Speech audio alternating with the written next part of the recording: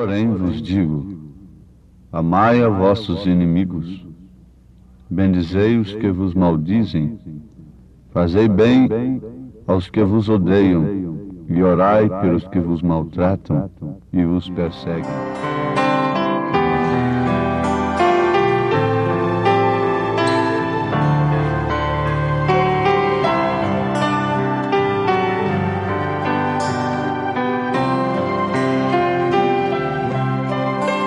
O amor de Jesus é tão puro e leal que aclara o meu viver. O amor de Jesus me liberta do mal e envolve meu pobre ser. Tão meigo e tão bom é Jesus, e guia-me com sua mão.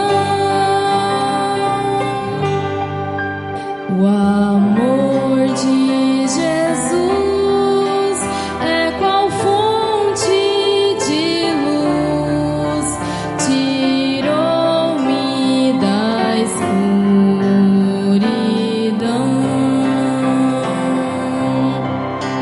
O amor de Jesus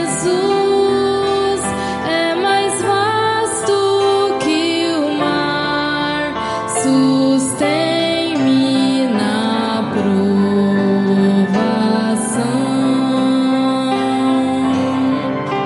O amor de Jesus, qual fragrância da flor, inunda meu coração.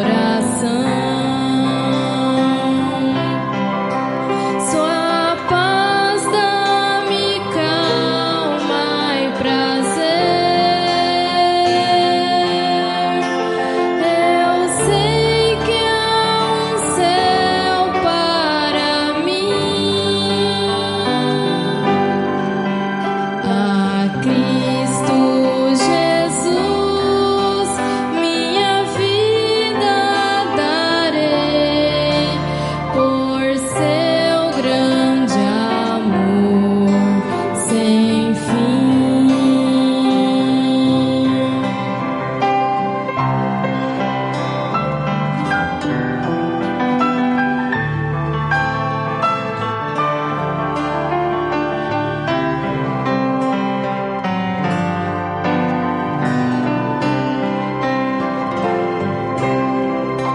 O amor de Jesus minha vida refez e deu-me de novo a paz.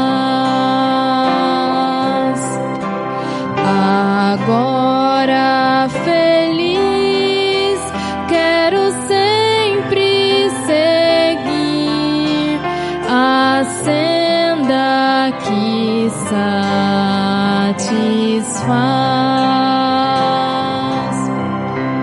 servindo a Jesus, meu Senhor, com zelo e com devoção. Desejo falar e cantar desse amor que luz traz ao coração.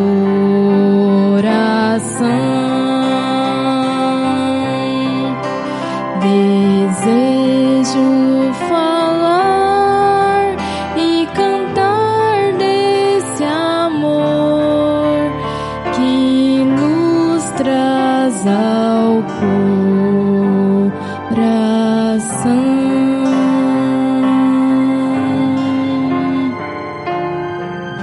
Eu, porém, vos digo: amai a vossos inimigos, bendizei os que vos maldizem, fazei bem aos que vos odeiam, e orai pelos que vos maltratam e vos perseguem. Ouvintes, são palavras de Jesus Cristo no Evangelho segundo São Mateus, capítulo 5, verso 44. Muitas vezes nós pensamos, se para entrarmos no reino dos céus, para sermos salvos, tem que ser assim, então quem poderá se salvar? Pensemos um pouquinho. Amar os nossos inimigos, bendizer aqueles que falam mal de nós, fazer bem aos que nos odeiam e orar por aqueles que nos maltratam e nos perseguem. Quem fará isto? Uma certa feita, os discípulos perguntaram para Jesus: então quem poderá se salvar? Ele disse: o que é impossível para os homens é possível para Deus. Para começar, ouvintes, este evangelho que leva o povo a viver só da maneira possível é falso, é anátema, sendo, portanto, uma abominação aos olhos de Deus. Esse evangelho que exige uma vida da mulher e do homem dentro do nível natural, permite esta vida dentro do nível natural, e que não espera em Deus e não conta com Deus e não busca Deus para o impossível. Na verdade, buscam a Deus quando o médico sacode a cabeça dizendo não tem jeito mais. Buscam a Deus para aumentar as suas riquezas. Mas quando deveriam encarar o problema da impossibilidade de serem cristãos no sentido da palavra, ninguém se desespera, ninguém fica para ali, para cima e para baixo pedindo oração e jejuando e orando. Não, isso aí tem uma doutrina ali, um intérprete para essas escrituras que cauterizam as nossas consciências e nós prosseguimos à frente enganados.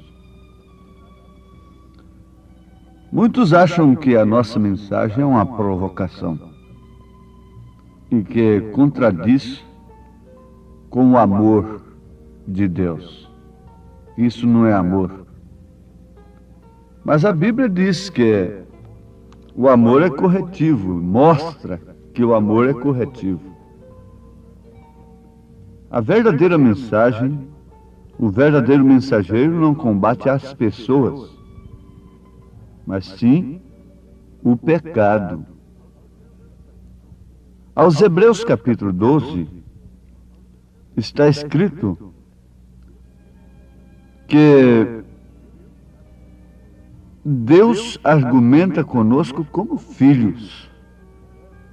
Filho meu, não desprezes a correção do Senhor, e não desmaies quando por ele fores repreendido. Você sabe que tem pais que, quando chegam a corrigir uma criança, é com aqueles galhos de flores, não é? Aquela correçãozinha, com um pano quente, com uma chinela de borracha bem macia. Mas a correção do Senhor causa até desmaios. E não desmaies quando por ele fores repreendido. Agora, Deus é amor.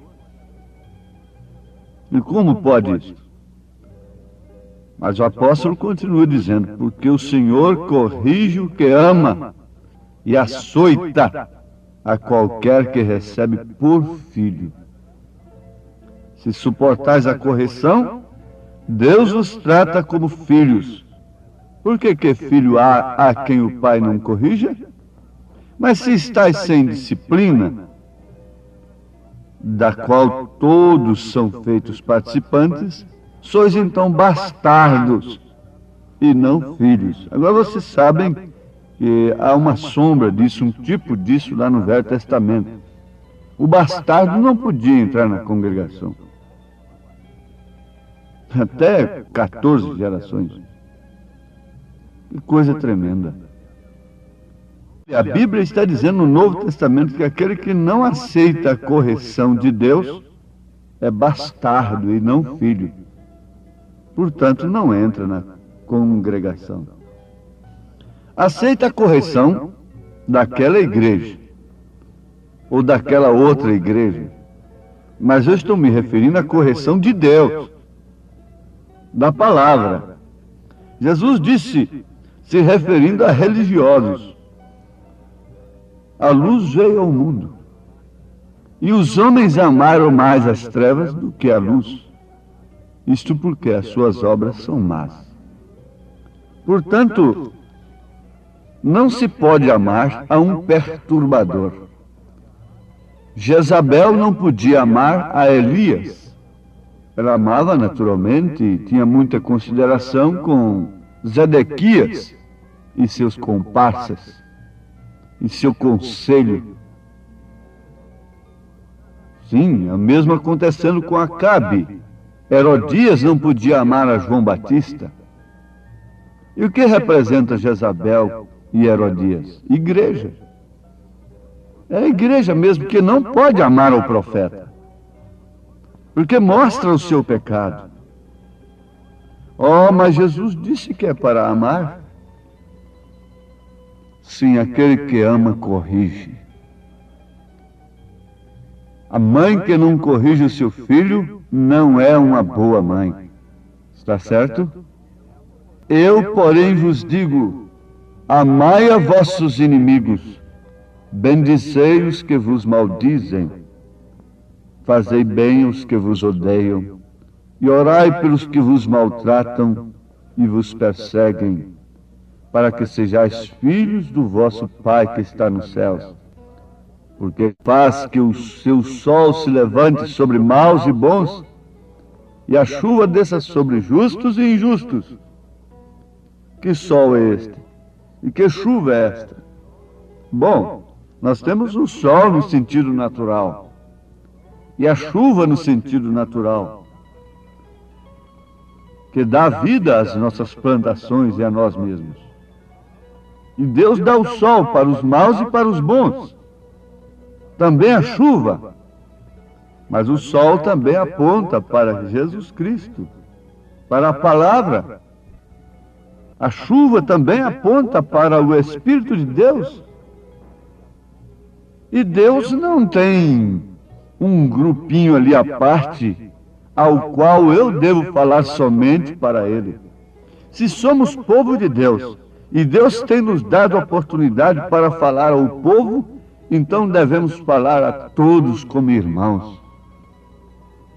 O sol deve vir sobre todos. A chuva deve vir sobre todos.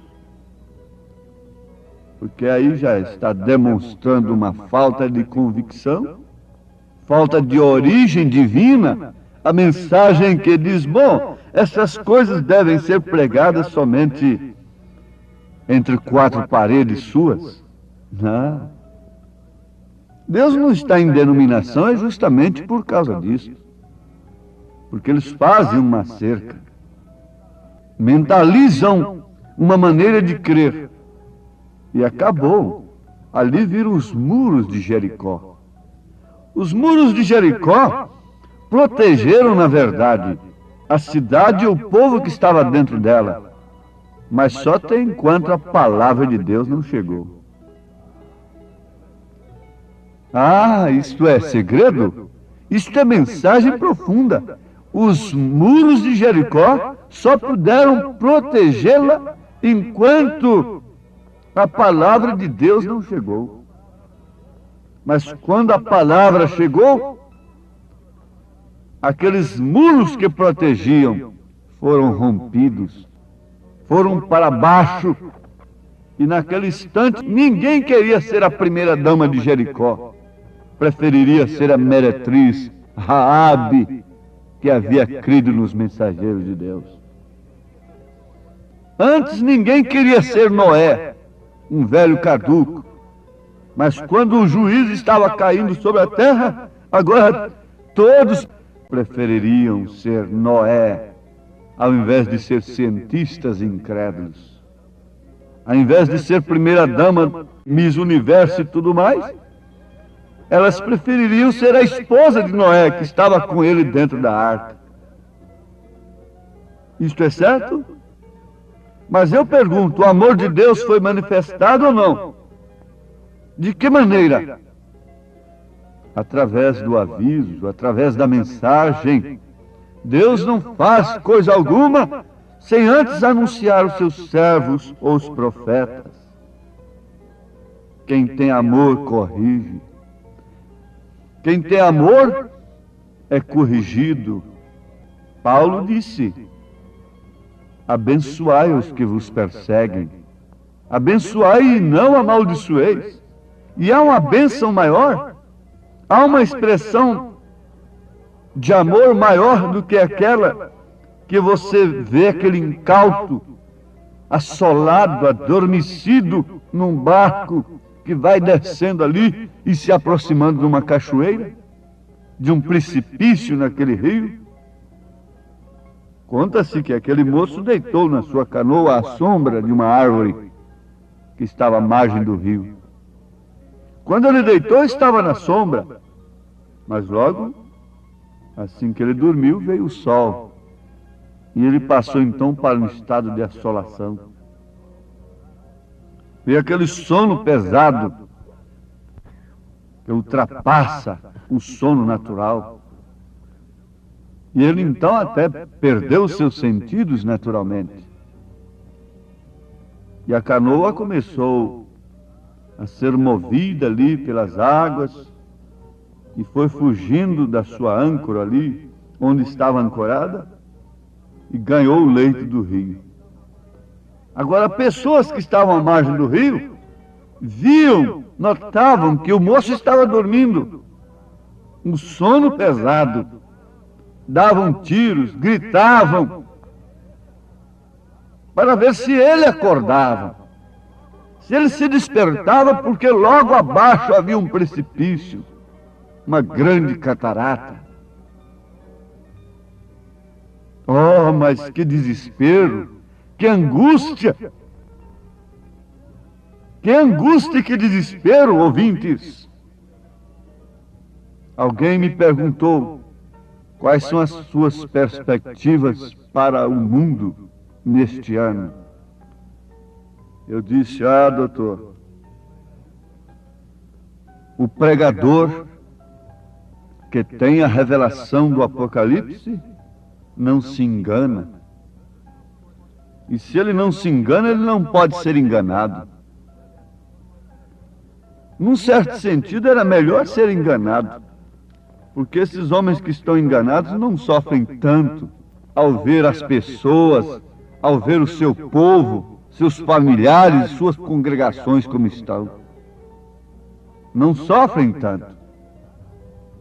Eles estão enganados e por isso estão enganando, disse a Bíblia Sagrada. Mas se nós temos a revelação do Apocalipse, nós sofremos. E a nossa mensagem parece ser uma mensagem pessimista e que está mais contra o povo do que a favor. Elias parecia um perturbador de Israel. E a mensagem de Elias nesta era é a mesma coisa, pois ela vem no mesmo espírito.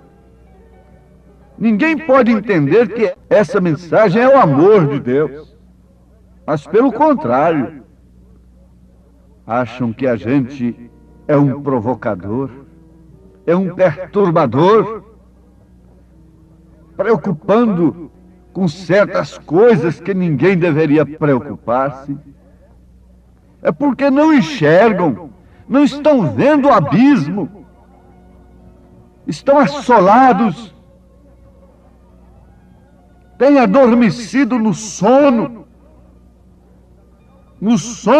da cauterização da consciência que o evangelho falso tem promovido nas mentes das pessoas. E quem dá um grito, desperta-te, tu que dormes, é um louco. Veja só, se eu estou dormindo. Eles se revoltaram com Jesus, os líderes teológicos, os doutores em teologia do dia de Jesus se revoltaram porque Jesus mostrou que eles estavam cegos e guiando os cegos para o buraco. Eles zombaram de Davi quando Davi disse: eles maneiam seus beiços para mim. Eles zombaram, eles não sabiam de que Davi estava falando. Não tem coisa pior do que a cegueira. Não tem coisa melhor do que a visão. Você vê as coisas bonitas da vida, da natureza, os lugares lindos. Sim, isto é maravilhoso, mas muito mais maravilhoso é a visão. É poder enxergar, é poder ver o dia e a hora em que estamos vivendo, é poder ver os sinais do fim e não sermos enganados com aspirações humanas, intelectuais, com castelos na areia. É tempo de ser realista, enfrentar o mundo com realidade, como Davi enfrentou Golias. É tempo de cada um tomar a sua posição, posição que Sadraque, Misaque e Abednego tomaram. É tempo de cada um tomar a sua posição no corpo de Cristo e não se contaminar. Não há expressão de amor maior do que a mensagem que nos sacode, que nos fere. Alguém disse: eu fui na sua igreja e lá eu senti mal. Eu disse: muito bem. Aí está bem, se eu pregasse um evangelho que todo mundo sente bem, ele seria falso. Agora veja só, os vermes, falando mais claro para todos entenderem, as lombrigas podem sentir bem com o lombrigueiro, a menos que seja um lombrigueiro falso, uma pílula açucarada, mentirosa. Então as lombrigas vão sentir bem, os vermes vão sentir bem com aquele lombrigueiro. Mas se a coisa leva um antídoto, elas têm que sentir mal. Muitos provocam náuseas, têm que sentir mal. Quando você viu mulheres e homens acomodados com o mundo sentirem bem com a presença de Deus, com a sã doutrina, que as manda para o lugar certo da mulher, que leva o homem a ter espinhaço de homem, não podem sentir bem, não podem gostar daquela voz. Gostam de vozes de veludo, de luvas de pelica. Mas é tempo de sermos sacudidos. Nós precisamos de uma matança do nosso ego, dos nossos próprios pensamentos. O abismo está aí. Acudam-se, belisquem as suas próprias consciências. Voltem para Deus, começando pelo batismo, e sejam novas criaturas em nome de Jesus Cristo. Amém.